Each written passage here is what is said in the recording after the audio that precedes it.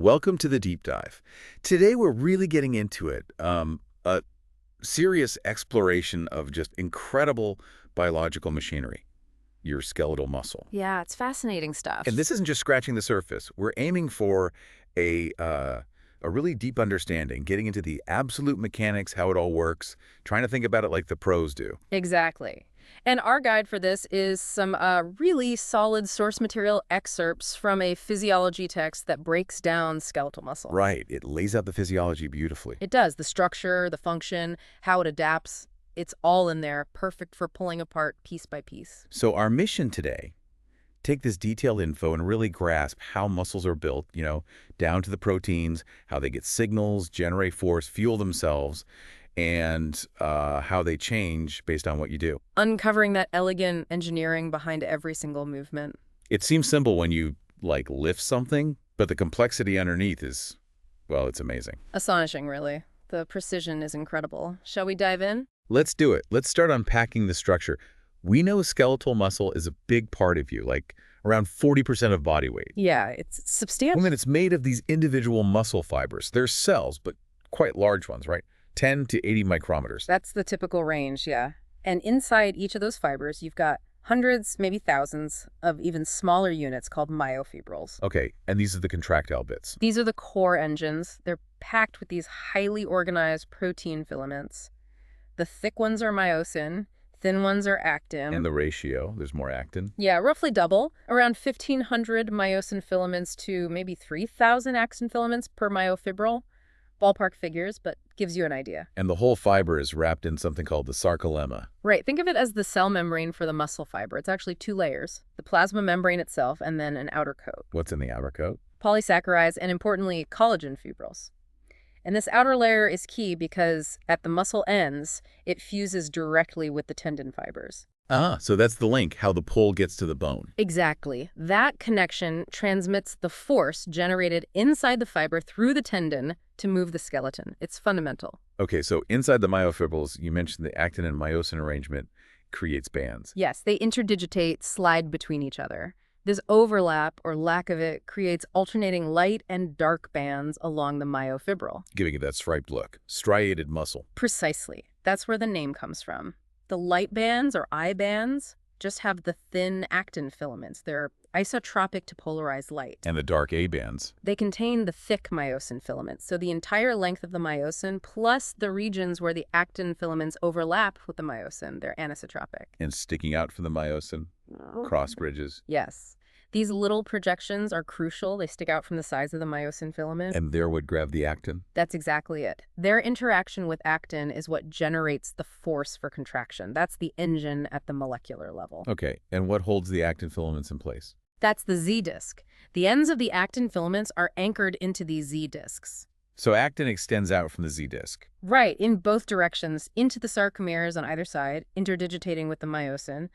The Z disc itself is made of different filamentous proteins. And it goes all the way across the fiber. Yes, that's a key point. It passes crosswise, connecting myofibril to myofibril all the way across the muscle fiber. That's why the whole fiber looks striated, not just the individual myofibrils. Which defines the sarcomere, right? The bit between two Z discs. Exactly. That's the fundamental contractile unit. From Z disc to Z disc. And the source mentioned a specific length for maximum force, around 2 micrometers. Yeah, when it's contracted to about 2 micrometers, at that point, the actin filaments fully overlap the myosin cross bridges, and the tips of the actin filaments are just starting to overlap each other in the middle. That's the sweet spot for force generation. That's where you get the maximum number of cross bridges interacting optimally with actin. Now, keeping all this perfectly aligned, there's another protein involved. Titin. Ah, yes, titin. It's enormous. A huge, springy, filamentous protein. Molecular weight around 3 million, one of the largest we know. And it acts like a scaffold. Sort of, yeah, a framework. One end attaches to the Z disc. This part is elastic, like a spring changing length as the sarcomere contracts and relaxes. The other part tethers it to the myosin filament itself. So it holds myosin and actin in their proper places. Precisely. It maintains that precise interdigitating relationship. There's even some thought it might help guide the formation of these filaments, especially myosin, during development or repair. Okay, structures covered. What are the fluid environment around these myofibrils? That's the sarcoplasm, basically the cytoplasm of the muscle cell. It's packed with important stuff. Like what? High concentrations of potassium, magnesium, phosphate ions, lots of protein enzymes needed for metabolism, and crucially, tons of mitochondria. Ah, the powerhouses. Absolutely. You find them packed in there, often right alongside the myofibrils they're supplying energy to. They generate the huge amounts of ATP needed for contraction. And one more structure. The sarcoplasmic reticulum, the SR. You mentioned it controls calcium. Yes, the SR is critical for control. It's a specialized type of endoplasmic reticulum that forms this intricate network surrounding each myofibril. Like a sleeve around them. Kind of, yeah. Huh. And its big job is storing calcium ions. It's highly organized to regulate calcium release, which triggers contraction, and then rapid calcium reuptake, which causes relaxation. And faster muscles have more SR. They do. Fast contracting fibers have a much more extensive SR because they need to get calcium in and out really quickly to support those rapid cycles. Okay, that anatomical detail is crucial. Now let's zoom out slightly to the general mechanism. Yeah. How did the whole process kick off? It starts with the nervous system, always. An action potential, an electrical signal, zips down a motor nerve fiber. To where it meets the muscle fiber, the neuromuscular junction. Exactly. At that junction, the nerve ending releases a chemical messenger, the neurotransmitter acetylcholine. And acetylcholine does what to the muscle fiber? It binds to specific receptors on the muscle fiber membrane, opening up special acetylcholine-gated channels. These are cation channels. Letting positive ions in. Primarily sodium ions, yes. They rush into the muscle fiber through these open channels. Causing a local electrical change. A local depolarization right at that junction area. And if that's strong enough, It triggers the opening of other channels nearby voltage-gated sodium channels. These are the ones responsible for creating a full-blown action potential. an electrical wave that spreads across the muscle. Exactly. It propagates rapidly along the entire muscle fiber membrane. But how does that signal get inside the fiber to the myofibrils? Ah, that's where the T-tubules come in. Remember those, the transverse tubules? Right, the invaginations of the membrane. Yes. They dive deep into the fiber, running close to the sarcoplasmic reticulum. They conduct that action potential, that wave of depolarization, deep into the muscle cell's interior. Bringing the signal close to the SR. Precisely. And when that depolarization reaches the SR membrane, it triggers the release of calcium. The stored calcium. Large quantities of it flooding out of the SR into the sarcoplasm right around the actin and myosin filaments. And that calcium is the key. That's the direct trigger for contraction.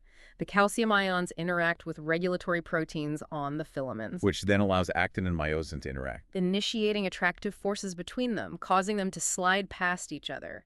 That sliding is the contraction. Okay, so nerve signal, acetylcholine, membrane action potential, T-tubules, SR calcium release, actin myosin sliding. Got it. How does it stop? How do you relax? Good question. As soon as that nerve signal stops and the action potential on the muscle membrane ends, the calcium story reverses. It gets pumped back. Actively pumped back into the sarcoplasmic reticulum.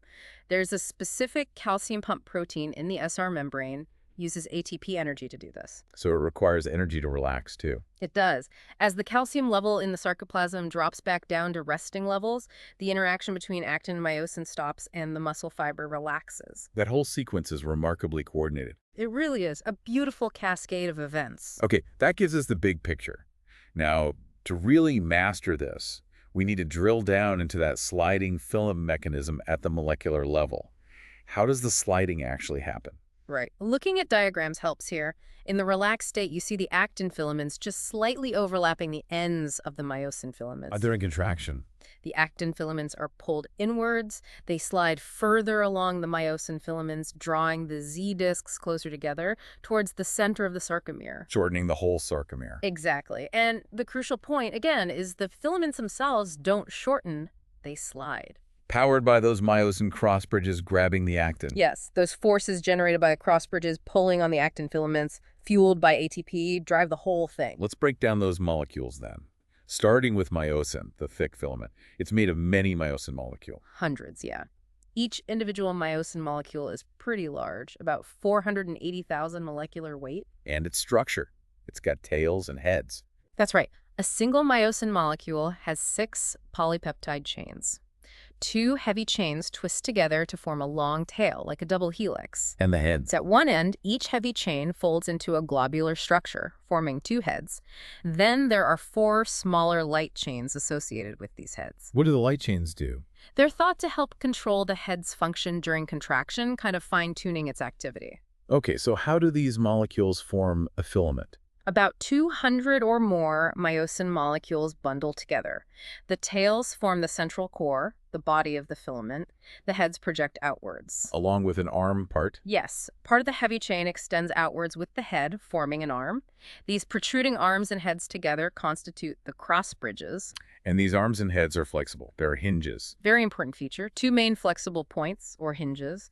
One where the arm connects to the main body of the filament, and another where the head attaches to the arm. Allowing movement. Exactly. Allows the heads to swing outwards to bind actin, then tilt inwards for the power stroke, and then detach. Critical for the walking motion. And the filament itself has a set length. Uniformly 1.6 micrometers long. Interestingly, the very central part, about 0.2 micrometers, has no heads projecting from it, just tails. Why no heads in the middle? Well, the heads on either side pull actin towards the center, so you don't need heads right in the middle zone where the actin filaments might overlap during strong contraction. The filament's also twisted, ensuring heads project in all directions around it. And the heads have that enzyme activity, ATPase. Absolutely crucial. The myosin head is an ATPase. It binds ATP and splits it, releasing energy. That energy is what powers the cross-bridge cycle. Okay, that's myosin. Now the thin filament actin. But it's not just actin, is it? No, it's a complex. The backbone is actin, but it also involves two regulatory proteins, tropomyosin and troponin. Let's start with the actin backbone. It's a double helix formed from polymerized G-actin molecules. G stands for globular. These polymerize to form F-actin, F for filamentous. And each G-actin has an ADP molecule. That's the active site. That's believed to be the case, yes. Each G-actin molecule carries an ADP molecule, and these are thought to be the specific sites where the myosin heads bind during contraction. They're staggered along the helix. And the actin filament length. Typically about 1 micrometer long. Their bases anchor into the Z discs, and the other ends project out towards the center of the sarcomere between the myosin filaments. Now those regulatory proteins. Tropomyosin first. Tropomyosin is a long, thin protein molecule. It lies in the groove between the two F-actin strands, wrapping spirally around the helix. And its job in a resting muscle. In the resting state, tropomyosin physically covers up those active sites on the actin molecules. It acts like a shield. Blocking the myosin heads from binding. Exactly. It inhibits the interaction, preventing contraction when the muscle should be relaxed. So something needs to move tropomyosin out of the way. That's where troponin comes in. Precisely. Troponin is a complex of 3 smaller protein subunits. These complexes are attached at regular intervals along the tropomyosin molecule. 3 subunits, troponin I, T, and C. Correct. Troponin I has a strong affinity for actin. Troponin T binds to tropomyosin, linking the troponin complex to the tropomyosin strand. And troponin CC for calcium. You got it. Troponin C has a very strong binding affinity for calcium ions. This subunit is the calcium sensor. So the whole troponin complex holds tropomyosin in place over the active sites, but troponin C can react to calcium. Exactly. It connects tropomyosin to actin and provides the switch mechanism. Okay, let's put it all together, the interaction. How does calcium bonding flip that switch? And explain this walk-along theory. Right. So rest state. Tropomyosin is blocking the active sites, held there by troponin. Inhibition. Then the nerve signal comes. Calcium floods out of the SR. High calcium concentration in the sarcoplasm. Now, those calcium ions bind specifically to troponin C. Each troponin C can bind up to 4 calcium ions. And this binding changes troponin's shape. Yes, it causes a conformational change in the entire troponin complex. This change pulls on the attached tropomyosin molecule. Pulling it where? Pulling it deeper into the groove of the actin helix, effectively rolling it slightly off the active sites. Uncovering them. Uncovering the active sites. Now, the myosin heads, which are already energized and cocked, can immediately bind to these exposed sites on the actin. And that binding kicks off the walk-along or ratchet mechanism. Exactly. This is the leading hypothesis. Once the myosin head binds to the now accessible active site, it changes shape, tilts? Yes. The binding itself seems to trigger a conformational change in the head and the arm region, causing the head to tilt or pivot towards the center of the sarcomere. This tilting motion is the power stroke. Like an oar pulling through water. Good analogy. As it tilts, it drags the actin filament along with it, pulling the Z disc closer to the myosin. And the energy for that stroke came from ATP split earlier. Precisely. The energy was stored in the cocked head configuration, ready to be released upon binding. What happens right after the power stroke? The head detaches from that active site. Then what? It swings back, re-extends to its original cocked position. Ready for another go. Ready to bind to the next available active site further down the actin filament, closer to the Z disc since the filament has moved. And then another power stroke. Another tilt, another pull, moving the actin filament another step. So the heads are literally walking along the actin. That's the idea. Step by step, pulling the actin filaments progressively towards the center of the myosin. Each cross-bridge cycles independently attaching, pulling, detaching, recocking, as long as calcium and ATP are available. And more cross bridges attached means more force. Absolutely. The total force depends on how many heads are bound and pulling at any given moment. This definitely needs energy. ATP. You mentioned the Fenn effect. More work means more ATP used. Yes, the rate of ATP splitting increases proportionally to the amount of work the muscle performs. It makes sense. More cycles are needed. Let's trace the ATP cycle with the mechanical steps before contraction starts. The myosin head has already bound an ATP molecule, and its ATPase activity has split it into ADP and inorganic phosphate. But these products, ADP and P, remain attached to the head. And the head is cocked, high energy state. Correct. Perpendicular, ready, but not yet bound to actin because the sites are covered. Then calcium arrives, uncovers the sites. The myosin head binds firmly to an actin active site.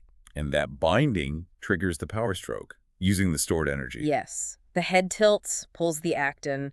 The stored energy is released as mechanical work. What happens to the ADP and P?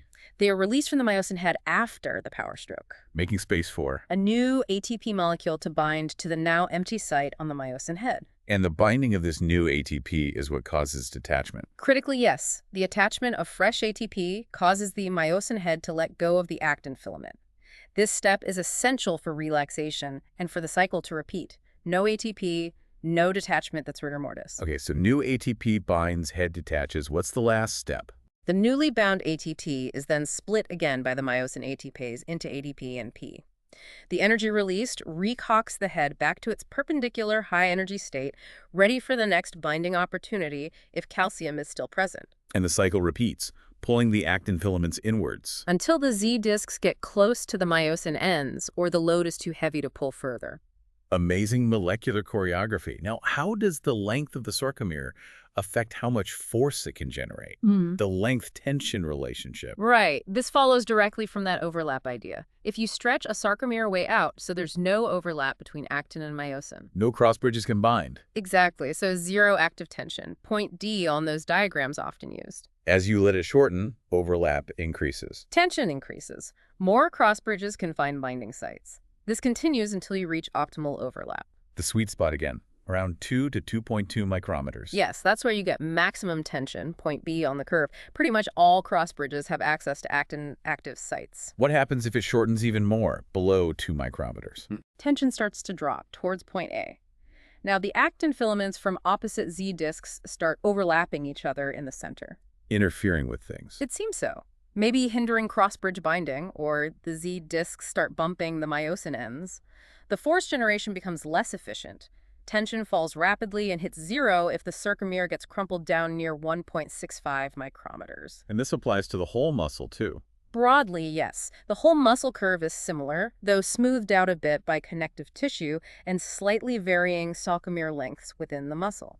But the key takeaway is that a whole muscle generates its maximum active tension near its normal resting length. So stretching a muscle way out or contracting it maximally reduces its force potential. Correct. It operates best around that optimal resting length. Okay, another relationship. Yeah. Velocity versus load. How fast can a muscle contract? Depends entirely on the load it's moving. With zero load, it contracts fastest, maybe shortening completely in 1/10 of a second for an average muscle. But add weight. The velocity slows down progressively. The heavier the load, the slower the contraction. Until Until the load equals the maximum force the muscle can generate. At that point, velocity is zero.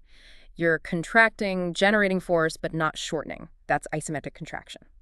Why does load slow it down? The load is essentially a force opposing the contraction. It reduces the net force available from the cross bridges to actually produce movement or shortening.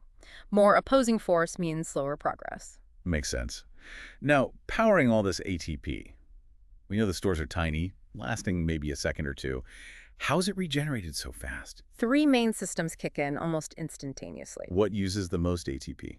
The cross-bridge cycling. By far, the majority goes to walk-along mechanism. Smaller amounts are needed for pumping calcium back into the SR and for the sodium-potassium pump maintaining the membrane potential. Okay, system one for regenerating ATP. Phosphocreatine. Muscle cells store this molecule, which has a high-energy phosphate bond, even higher than ATP's. So it can donate its phosphate to ADP. Instantly, creatine kinase enzyme facilitates this. ADP plus phosphocreatine, NACHF ATP plus creatine. It's incredibly rapid. But limited. Very limited. Only enough phosphocreatine for maybe 5 to 8 seconds of maximal contraction, even combined with the initial ATP stores. Good for short bursts, like a sprint start or a heavy lift. After 8 seconds, what takes over? System two. Glycolysis. This is the breakdown of glucose, primarily from glycogen stored within the muscle itself. Into pyruvic acid and lactic acid. Yes. This process releases energy used to reform ATP and also phosphocreatine. And the advantage here is? It doesn't require oxygen. Yeah. Anaerobic. So it can sustain contraction for longer, maybe up to a minute or so, even if oxygen delivery can't keep up. Faster ATP production than the next system. About 2.5 times faster than oxidative metabolism. But it's limited by the buildup of byproducts like lactic acid. Eventually, that slows things down. So for anything longer than a minute, you absolutely need system three. Oxidative metabolism. This is the workhorse for endurance. It supplies over 95% of the energy for sustained activity. Using oxygen. Yes. It combines oxygen with the end products of glycolysis and other fuel sources, carbohydrates, fats, even proteins to generate large amounts of ATP in the mitochondria. What fuels are used for long durations? For very long activities, hours long, fats become the primary fuel. For moderate durations, say 2-4 hours, carbohydrates are still very important, maybe contributing up to half the energy. Slower ATP production, but much more sustainable. As long as oxygen and fuel are available, it can go for a very long time. How efficient is this whole process? Converting food energy to work. Not very, actually. Less than 25% under optimal conditions.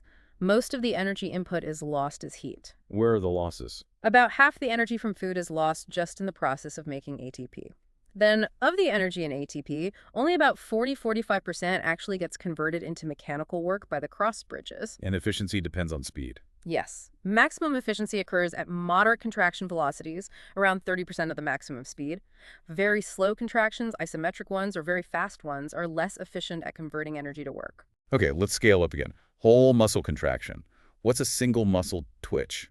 That's the basic response you see if you stimulate a muscle fiber or a whole muscle with just a single brief electrical pulse or nerve signal. A quick sutter contraction followed by relaxation. And we can measure this isometrically or isotonically. Right, isometric. Muscle generates force, but length stays the same. Like measuring tension against a fixed point. Isotonic.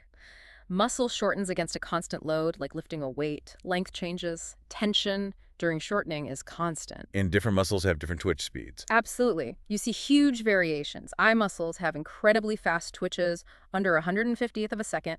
Calf muscle like gastrocnemius, maybe 115th. Postural muscle like soleus, much slower, maybe 15th of a second, reflects their function. And there's that slight delay, the latent period. Yeah, a brief pause between the stimulus arriving and the actual tension starting to rise.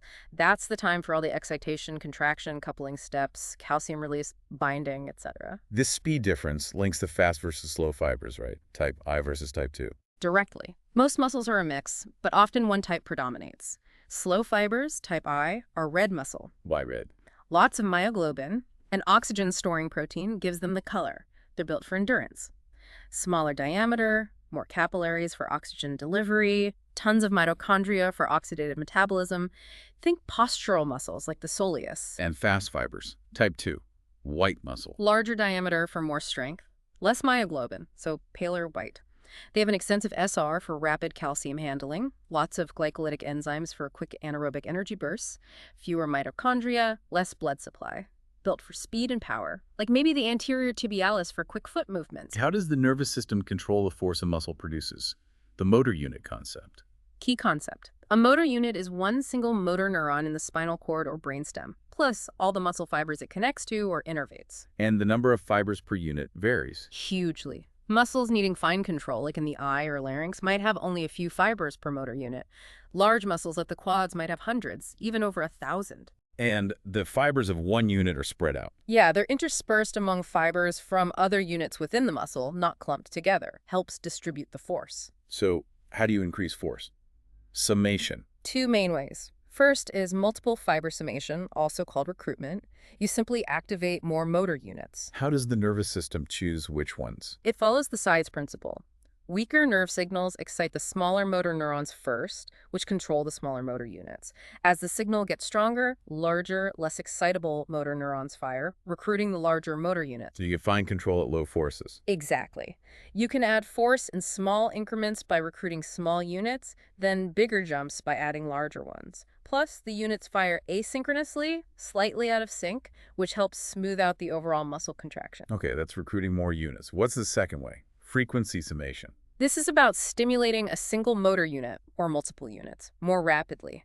If a second stimulus arrives before the muscle fiber has fully relaxed from the first twitch. The second twitch adds on top. Yes, the forces summate.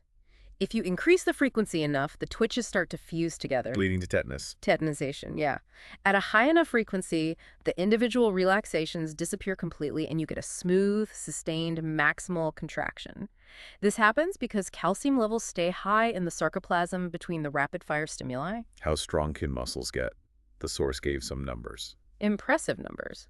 Maximum strength is estimated around 3 to 4 kilograms per square centimeter of muscle cross-section. So a big muscle like the quadriceps. Could potentially generate hundreds of pounds of tension on the patellar tendon. It's immense force potential. What about the staircase effect, or TREP? Ah, yeah. That's when a rested muscle shows slightly increasing twitch strength for the first few contractions, maybe 10 to 50, before plateauing. Why does that happen? It's thought to be mainly due to a gradual buildup of calcium in the sarcoplasm with those initial stimulations. The pumps don't quite clear it all instantly, leading to slightly better activation for the next few twitches. And muscle tone. That slight tension at rest. That's mostly due to a low, continuous background level of nerve impulses coming from the spinal cord. It's neurally maintained, influenced by the brain and sensory feedback from muscle spindles. Keeps the muscles slightly taut, ready to act. Then there's fatigue. We all know that feeling. Yeah, the decline in force output with prolonged activity, complex causes. Like running out of fuel. Glycogen depletion is a big factor. Limits in metabolic processes, maybe some buildup of byproducts, possibly a slight decrease in neuromuscular transmission efficiency too.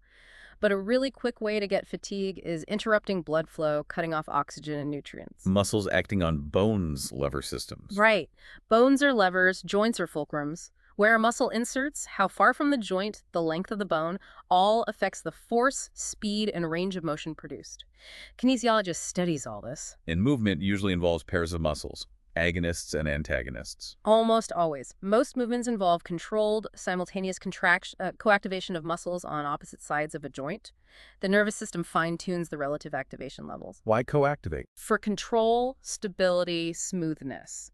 And because a muscle's force depends on its length, the brain adjusts the balance between agonist and antagonist to achieve the desired position accurately, even under varying loads. Okay, finally, let's talk about how muscles adapt. Remodeling. They're incredibly plastic, constantly changing their size, length, strength, blood supply, even fiber types to match how you use them. And it can happen relatively quickly, within weeks. Hypertrophy getting bigger. Is it more fibers or bigger fibers? Almost entirely bigger fibers. Fiber hypertrophy. Individual fibers increase in diameter. Oh. They synthesize more actin and myosin filaments, adding them to existing myofibrils or maybe forming new ones within the fiber. More contractile protein equals more force potential. What stimulates this? Forceful contractions. Even just a few near-maximal contractions regularly can trigger significant hypertrophy over time. Protein synthesis rates go way up. Glycolytic enzymes often increase too. And the opposite, atrophy. Shrinking. Happens when muscles aren't used. The rate of protein degradation starts to exceed the rate of synthesis. How are proteins degraded? The source mentions the ATP-dependent ubiquitin proteasome pathway. Basically, proteins tagged with ubiquitin get broken down by proteasomes. Can muscles change length too? Yes. If you constantly stretch a muscle, it tends to add new sarcomeres at the ends of the fibers. If you keep it chronically shortened, it can remove sarcomeres from the ends. Adapting to the functional range. Exactly. Trying to keep the sarcomeres operating near their optimal length for the typical movements. What about hyperplasia? More fibers? Considered rare. Might happen slightly with extreme training, maybe from existing hypertrophied fiber splitting, but it's not the main way muscles get bigger. What happens if a muscle loses its nerve supply? Yeah. Denervation atrophy. That's severe. No nerve signals means immediate atrophy starts. Degenerative changes become visible within a couple of months. Can it recover? Maybe, if the nerve regrows and reconnects quickly, within about 3 months. But after a year or two, recovery is unlikely. The muscle fibers degenerate and get replaced by fibrous tissue and fat. And that fibrous tissue can cause contracture. Yes, it tends to shorten over time, pulling the joint into a fixed, shortened position. That's why physical therapy, stretching, is so vital after nerve injuries. There was an interesting note about polio recovery. Macromotor units. Yeah, if some motor neurons survive, they can sprout new branches to take over muscle fibers that lost their original nerve. This creates these huge motor units, maybe 5 times the normal number of fibers per neuron. Less fine control, but restores some strength. Exactly, a trade-off, but a remarkable adaptation by the nervous system. Okay, shifting slightly rigor mortis. Why do muscles get stiff after death? It's all about ATP. Remember, ATP is needed to detach the myosin heads from actin. After death, ATP production stops. So the heads get stuck. They remain bound to actin in that last contracted state they were in. Locked together causes the stiffness. It lasts until the muscle proteins themselves start to break down, usually 15-25 hours later. And finally, muscular dystrophy. These are inherited. Yes, a group of genetic disorders causing progressive muscle weakness and degeneration. The muscle fibers get replaced by fat and fibrous tissue. Duchenne muscular dystrophy, DMD, is a major one. X-linked mostly affects boys, caused by a faulty gene for Dystrophin, a really important protein. What does dystrophin do? It's located just inside the muscle cell membrane and acts like a crucial link between the internal actin cytoskeleton and proteins in the membrane, connecting the contractile apparatus to the outside world, basically. So without it, the membrane is unstable. Seems to be the case. Leads to membrane fragility, problems with calcium handling, poor repair after stress. One key issue is the membrane becomes leaky to calcium. Too much calcium getting in. Yeah, and that excess intracellular calcium activates enzymes, proteases, that start breaking down the muscle fiber from the inside. Proteolysis. Leading to the progressive weakness in DMD. Exactly. Symptoms start early, rapid progression, often wheelchair-bound by early teens, and unfortunately, life expectancy is significantly reduced, often due to respiratory failure. Is there a milder form? Becker, muscular dystrophy, BMD, also caused by dystrophin gene mutations, but usually allows some partially functional protein. Later onset, slower progression. Still serious, though. Treatment options. Currently limited for stopping the progression, as the source notes. But understanding the genetic cause, dystrophin, has fueled a lot of research into potential treatments, especially gene therapy. Huge area of focus. And understanding these diseases really highlights how interconnected everything is, from a single protein like dystrophin right up to the function of the entire muscle. Wow, okay, that was truly a deep dive. We went from the whole muscle down to the sarcomere, the filaments, actin, myosin, titin, the control proteins. Tropomyosin, troponin, yeah. Then the whole excitation, contraction, coupling sequence, calcium's role, the walk-along mechanism, ATP. Energy systems, length, tension, force, velocity, motor units, fiber types, summation, fatigue. And then adaptation, hypertrophy, atrophy, length changes, and what happens with denervation in diseases like muscular dystrophy. It really gives you an incredible appreciation for what's happening inside you with every single movement, doesn't it? The sheer complexity and elegance. Absolutely. It's an amazing biological machine, both powerful and adaptable, but also, vulnerable when key parts malfunction. So thinking about that adaptability, the way muscles remodel, and how understanding the genetics of DMD points towards potential therapies. What's next? What frontiers might open up from digging even deeper into this? For performance, for injury recovery, for treating disease? That's the exciting part, isn't it? Pushing that fundamental understanding could lead anywhere. Enhancing repair, maybe finding ways to combat age-related decline, developing better therapies for dystrophies or atrophy. The potential rooted in this knowledge is vast. Definitely something to keep watching.